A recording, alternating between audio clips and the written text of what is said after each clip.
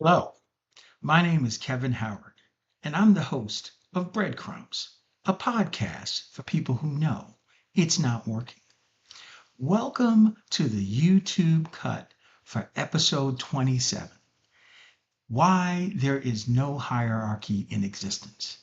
Yeah, this is going to be a power packed episode where I really get down to the root of who we are and where we go from there. In this YouTube cut, I give you a delicious sample because what I'm trying to encourage you to do is once you have previewed this YouTube cut, I want you to click the link below and join the Patreon Breadcrumbs family as a standard member, a monthly subscriber, $10 a month. But for your $10 a month, what you get is the full inventory of the full episodes of Breadcrumbs. You get two initial gifts worth over $20, and you're going to love them, right? And you get direct access, email access to me where we can continue the conversation and you can give me your ideas for topics you want to talk about and maybe come on the show and share your truth. So check out this YouTube cut, enjoy it, and I'll see you in the conversation. As I have immersed in my personal exploration for who I am, I find the journey can be expressed as follows. Who I am leads to what I am, which then leads to why I am. And this is how we get to the bottom line. Who I am is how I and the world see me.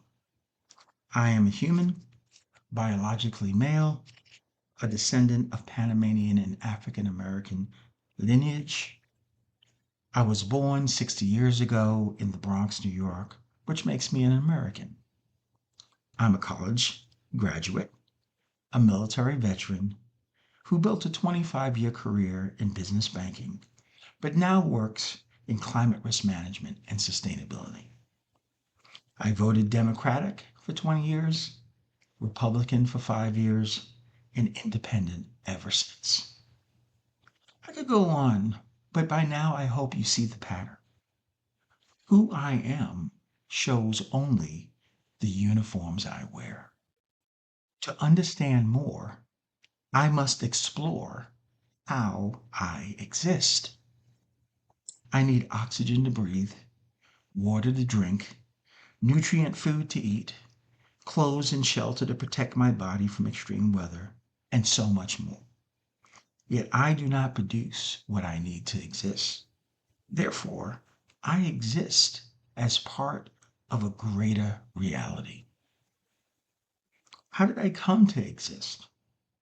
How do I function as a part of this greater reality? I came to exist because my parents chose to have sex, producing a fertilized egg that set off an energetic chain reaction of cell reproduction, which empowers me my whole life until the energy leaves my body at death. The thread that connects how I came to exist with how I live my life is energy. And that leads us to breadcrumb number 2. I do not produce what I need to exist. Therefore, I exist as part of a greater reality. Now, let's wrap our brains around that. Most of our lives, we go through our lives and we figure all we are is our bodies and our consciousness. But the reality is, if these bodies and our consciousness are not enough for us to actually exist, then factually, that is not all we are. All we are is a function of how we exist. And we exist because you have these external things beyond our control that provide the nutrients we need, that provide the energy we need, that provide the water we need, that provide the shelter we need, on and on and on, none of which we produce in order for us to exist. So to understand a deeper understanding of who we are, we have to look broader than these physical bodies. So that leads us to breadcrumb number 3. The thread that connects how I came to exist with how I live my life is energy. Now we're really getting deep. So the approach I used in terms of drawing on my lived experience, which I believe will relate to your lived experience, is scientific method, observation, utilizing my 5 senses. And that method informing me through my education and all the cultural expressions of human experience on how did I come to exist. There's not a person watching this podcast who did not come to exist because their parents chose to have sex. They put energy into having sex, and that sexual activity produced a fertilized egg. And the thing about it is, once that sperm cell and once that egg cell came together and fertilized, it had the information it needed from both our parents to build us and to go on building us for the rest of our lives. It became a literal energetic chain reaction. The same chain reaction that we cut our nails and the nails grow. We cut our hair and the hair grows. Yeah, all that is the same energetic chain reaction. And through science, scientific method, we've actually done studies that measure the fact that at the end of our lives, as we die, a burst of energy leaves our bodies. It's measurable. And the actual decomposition of our bodies is energy leaving our bodies. So, throughout our lives, everything we do is about receiving energy and deploying energy. But tell me if this is not true about you. Every breath we take is energy that we're taking in. The food that we eat, it's not really for flavor. It's actually for nutrients, which is why when you eat really bad things that have no nutrient value, ultimately you get sick anyway. Okay. All of this is about energy. Our bodies are like batteries where we have various forms of methods of absorbing energy. And then now that we're energized, we can exercise choices to how to deploy that energy. The full thread of how we came to exist through how we live our lives through the moment of our death is connected by energy, which leads us to what I am. I am energy having a human experience. As a human, I am learning what it feels like to be mortal. This is important because energy is immortal, therefore has no understanding of mortality. What does energy do? How does energy function? Energy flows until it collides with matter. When energy collides with matter, matter changes to something else. This change is called creation. The power revealed by my human experience is we are capable of directing energy. I exercise my power through the choices I make. Accordingly, the reality of my human experience is defined by the myriad of choices made by all the participants in my life's journey. Okay, that's a lot to unpack. But let's start here. Energy empowers our existence.